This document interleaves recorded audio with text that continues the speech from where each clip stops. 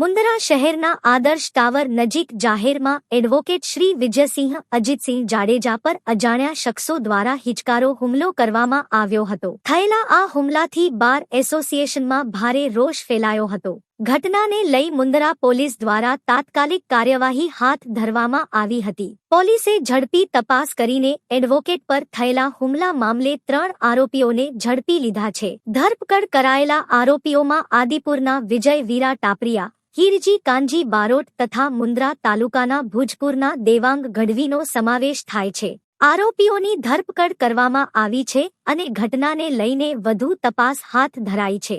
આ કેસની વધુ તપાસ મુન્દ્રા પોલીસ સ્ટેશનના એએસઆઈ શ્રી કુલદીપસિંહ જાડેજા દ્વારા હાથ ધરવામાં આવી રહી છે. હુમલા પાછળના કારણો તથા અન્ય સંડોવાયેલા તત્વો અંગે પોલીસ દ્વારા ઊંડાણપૂર્વક તપાસ ચાલી રહી છે. હાલ આ ઘટનામાં 3 આરોપીને ઝડપી લેવાયા છે.